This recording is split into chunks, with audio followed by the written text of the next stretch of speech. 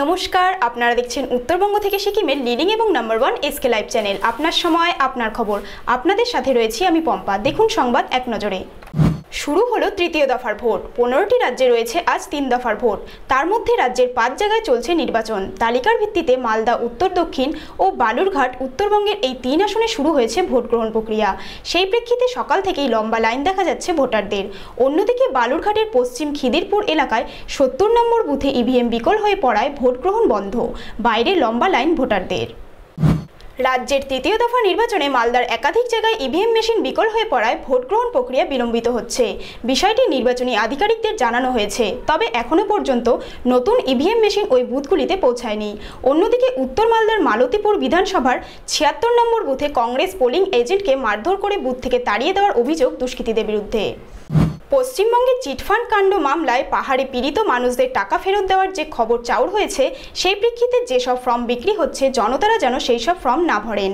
পীড়িত জনতাদের এভাবেই সচেতন করলেন বামফ্রন্ট নেতা তারাসুন দাস। এক সাংবাদিক বৈঠক করে তিনি বলেন, চিটফান্ড কোম্পানিগুলির ঘোটালার বিরুদ্ধে কলকাতা হাইকোর্টে মামলা চলছে, তাই পাহাড়বাসীকে তিনি সংশ্লিষ্ট আবেদন করেছেন। এলাকার পাহারাদার তো আমি ছিলামই, সেই সঙ্গে বরং এখন শান্তির দূত হিসেবে কাজ করতে চাই সাধারণ মানুষের জন্য। ইসলামপুর বিধানসভা উপনির্বাচনের প্রেক্ষাপটে দাঁড়িয়ে সংবাদ মাধ্যমের সামনে নিজের অনুভূতির বহিঃপ্রকাশ করলেন রাজ্যের প্রাক্তন মন্ত্রী তথা বাংলা বিকাশবাদী কংগ্রেসের রাজ্য সভাপতি আব্দুল করিম চৌধুরী।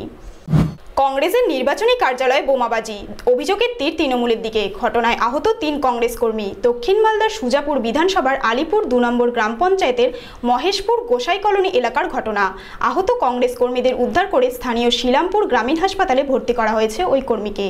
একজন গুরুতর আহত হওয়ায় তার চিকিৎসা চলছে এবং বাকিদের প্রাথমিক চিকিৎসার পরে ছেড়ে দেওয়া হয়।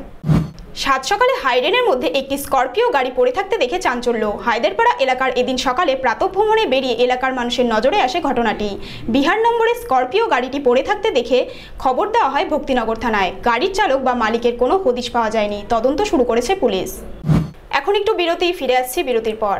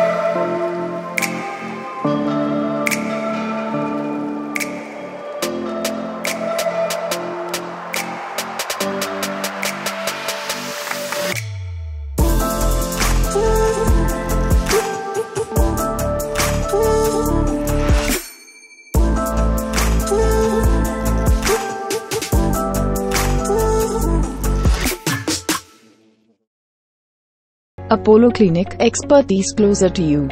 Apollo Clinic, now in Siliguri.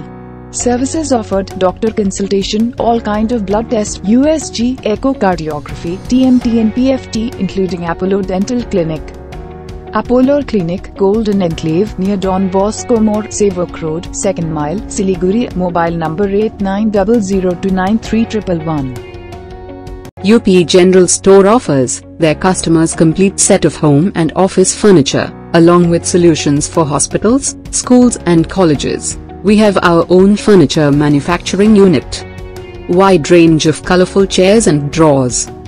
Visit our showroom at UP General Store, a house of quality furniture, Sevok Road, Siliguri for a comprehensive range of items to choose from. Contact 8637369300. From sales to services, a one-stop shop for all your technology needs.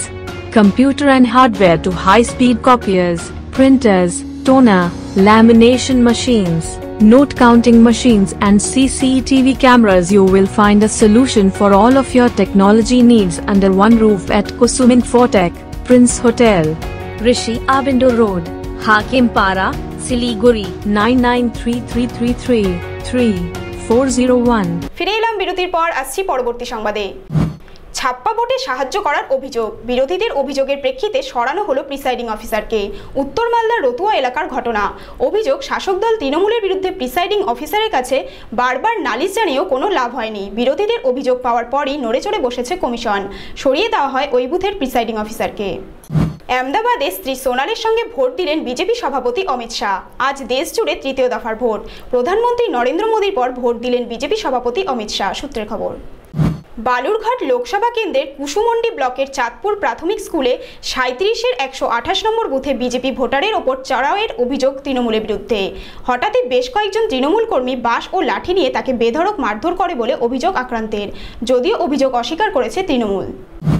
জল্পনা অবশেষে সত্যিই হলো। লোকসভা নির্বাচনের তৃতীয় দফার দিনে বিজেপিতে যোগ দিলেন বলিউড অভিনেতা সানি দেওয়াল। গত রবিবার দিল্লিতে সানি দেওয়ালের বাড়িতে গিয়ে সাক্ষাৎ করেন বিজেপি সভাপতি অমিত শাহ। তারপর থেকেই বিজেপিতে যোগ দেওয়া নিয়ে রাজনৈতিক মহলে জল্পনা শুরু হয়। অবশেষে জল্পনা উড়িয়ে বিজেপিতে যোগ দিলেন সানি দেওয়াল। বুথ কন্ট্রোল করার নাম করে বুথ সংলগ্ন বাড়িতে ঢুকে কেন্দ্রীয় বাহিনীর তাণ্ডব বলে অভিযোগ। বালুরঘাট লোকসভা আসনের গোপালপুরের 41-এর 39 নম্বর বুথ এলাকার ঘটনা। এলাকার বাসিন্দাদের অভিযোগ, বিনা দোষে কেন্দ্রীয় বাহিনী বাড়িতে ঢুকে মারধর চালিয়েছে। বাহিনীর তরফে অভিযোগ অস্বীকার। তারা জানায়, বুথের সামনে ঝামেলা করার চেষ্টা চালানো হলে তাদের সরিয়ে দেওয়া হয়েছে মাত্র, কোনো অত্যাচার করা হয়নি বলে দাবি। বিদ্যুতের খুঁটি পড়ে গিয়ে বিপত্তি, আহত এক মহিলা শ্রমিক। অল্পের জন্য প্রাণে বেঁচে গেল 5 জন শিশু। আজ সকালে কালচিনি ব্লকের গাড়োপাড়া গ্রাম পঞ্চায়েতের ভাত খাওয়া চা বাগানের কাইয়া লাইনে ঘটনাটি ঘটে। খবর পেয়ে ঘটনাস্থলে পৌঁছায় বিদ্যুৎ কর্মীরা। উত্তরবঙ্গ এবং সিকিমের নিউজের আপডেটসগুলো জানতে ইউটিউবে আমাদের চ্যানেলটি সাবস্ক্রাইব করুন আর ফেসবুকে শেয়ার অ্যান্ড লাইক করুন। আজ এ পর্যন্তই। পরবর্তী সংবাদ জানতে নজর রাখুন এসকে লাইভে। আপনার সময়, আপনার খবর। নমস্কার।